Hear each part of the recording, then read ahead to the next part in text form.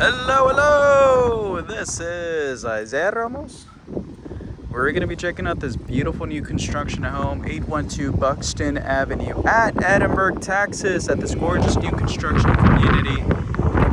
You guys are going to love this one. I absolutely loved it. Beautiful brick exterior, Texas stone, gorgeous landscaping. Wow! And then check out that beautiful two-car garage. Absolutely stunning. You get a lot of contrast with the black rooftop and the black fascia, and of course that beautiful country feel with that nice stained wood over there. But without further ado, let's get started. So this is the front patio, and when I say it's huge, it is humongous, y'all. Look at this beautiful hexagonal tile. Big, huge front door, and it's mirrored, so it's really nice to have. So now that way nobody's peeking through that front door. And then over here is going to be the entrance. Wow, look at that. And of course over here is going to be the main area. Linear vents, huge kitchen island. You guys are gonna love this one. Beautiful quartz countertop with gray veins, absolutely stunning light fixtures. And check out that gorgeous ceiling design. And then look at that. You got your little area over there with the sink. You got your cooking area over there for the oven. And then you got this beautiful area for the living room. Of course, I would normally call this a tic-tac-toe coffered ceiling, but it definitely isn't. It's more like hopscotch there. But beautiful designs, even the window panes. Look at that. They used gorgeous baseboards and trimming all around the house. Look at that, beautiful. And of course, this is fixed into the home.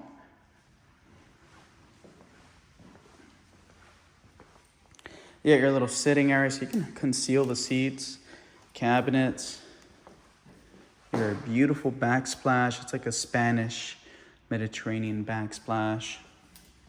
Gold fixtures, your refrigerator, your dishwashing space, porcelain sink that overlooks the backyard. Not that it's any big, but it's a huge backyard. And speaking of huge, this island is huge. It's like two of me, basically. And so over here, you're gonna have a butler's pantry. And then a little surprise sink over here. You got your shelving. You got your little space for, mini fridge, whatever the case may be. And then over here, you're gonna have a powder room.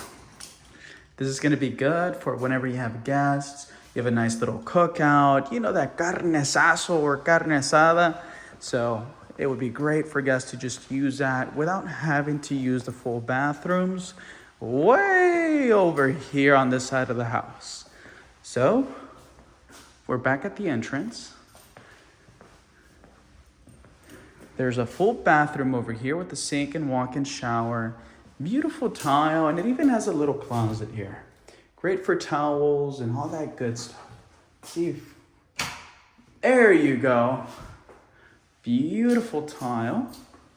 And of course, we've got the guest rooms over here, but before we even peek into those rooms, we're gonna check out the primary suite. Now, this one's a tic-tac-toe coffered ceiling, 2 emergency exit windows with beautiful trimming all around, and even the baseboards. Definitely set up the bed on this wall and have the TV mounted over here, or have the bed over there and then mount the TV over here. You don't need the cable connections anymore, but you have some autonomy. Now this is gonna be the full bathroom. You got the tub, the walk-in shower. Beautiful. Look at that. Check out that quartz countertop. I don't really see that too often. I think this is the second time that I see this. It's not a, common occurrence to run into that kind of quartz countertop, but this is the walk-in shower. They got 2 separate shower heads, a huge niche, and a nice beautiful window, and 2 separate sitting areas. Now over here, or over here yonder, you're gonna have the private commode, and you're gonna have a nice little hidden closet. That's nice to have. So we're gonna go ahead and make our way over here. You got linear vents in here, except for that one over there, but that's okay. Nice little balance. I personally like this closet. It's actually really nice. So you got this huge, wardrobe, and then you got this dresser, cubbies, shelving, metal racks, and look at that. Personally, I'm gonna need a ladder to make it up there. That's just me. You got these big old, I believe they should be 8-foot doors. And look at that trim up there. I mean, we don't see this. I dare you to go through every single old video of mine. You're not gonna see that kind of trim. You got this beautiful sink in the utility room. Of course, you have your connections for the washer and dryer. And very different. That is very different for the flooring. I like it. And then this is guest room number 1. Beautiful tray ceiling. You get your emergency exit window, of course. It's standard. And then you got your not walk-in closet, but you can definitely, you got 2 shelves and 1 metal rack, 2 metal racks actually. That's nice. Now we're back here at the front. And then you got the final guest room over here. Now that throws me off a bit. You got white trim on the actual window, and then you got the black window frame over here. I don't know. I would want it to match, but it might have been a budgeting issue. But what I do know is that on the outside of the facade, it's black, so that's how some builders get away with budgeting, or save a little bit more money. They get the black window frame for the exterior, and then it's white on the interior. Okay, you got your little broom closet. Then you got your 2-car garage. Wow. This does not feel like a 2-car garage. It feels like a little bit more. So that's probably a standard 2-car garage, and maybe it's just a little bit wider than usual, but because of over here. So you got a little mud room literally in the garage, which I think is nice. You got your sprinkler system, breaker, water boiler. Wow, they even pre-plumbed it for a water softener. That's nice. That is nice to have. So doesn't feel too hot. It's the middle of the day. Perhaps the garage is also insulated, but that's a T that I need to cross, or I that I need to dot with the seller themselves. So over here, we'll make our way into the backyard. Beautiful door, and I love that you can actually see the wood and grain. Beautiful. You got the back patio, wooden fascia. Look at that. I like that. So if you wanted some fresh air as you're washing the dishes, you could just open up the window and you got some fresh air from the exterior. Mount your TV there for the sports. Got some leftover brick. Not the biggest backyard, but beautiful home nonetheless. And that's the thing as a buyer, there's a lot of compromises that you need to make.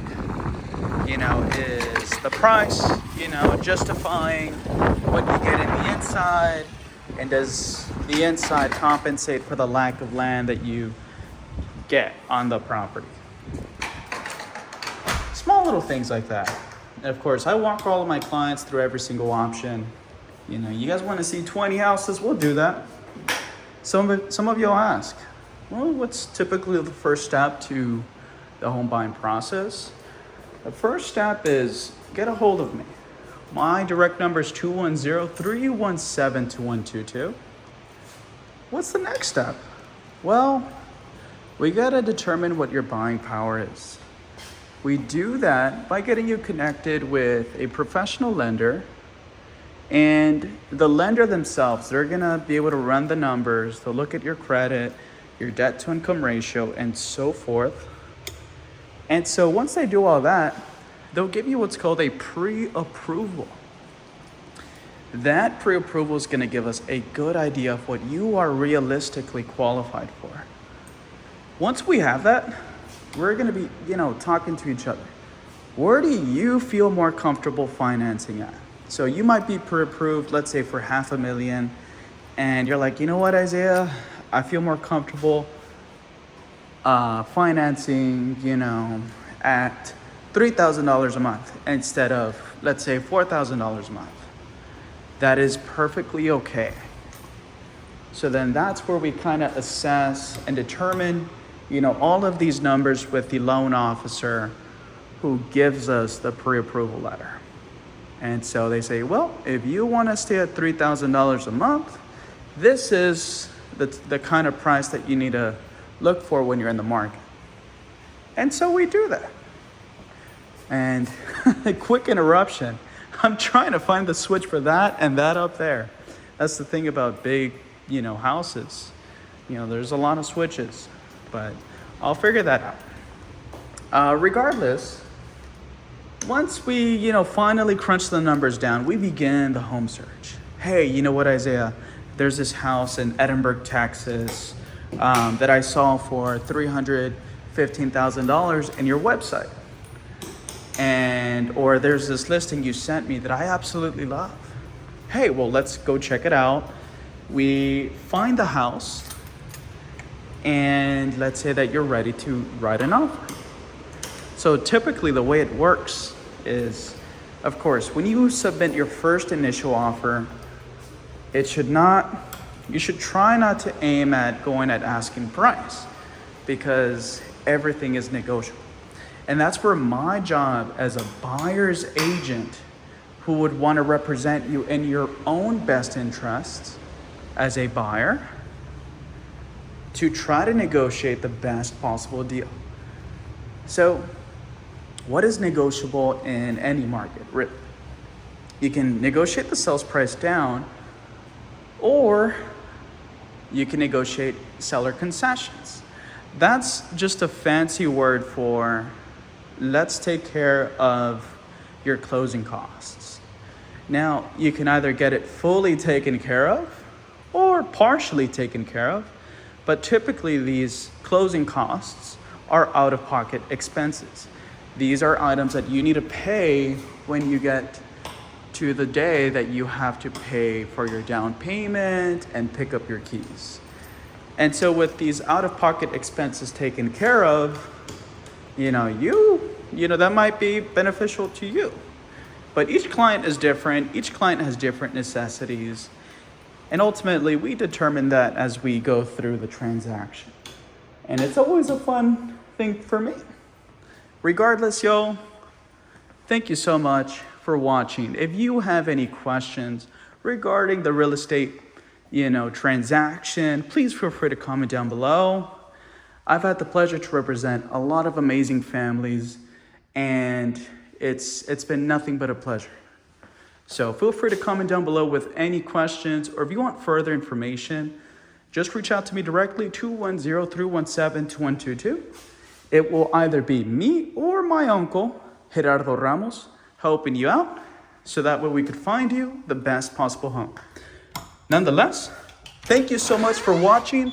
God bless you all, and stay safe, and I will see you in the next one.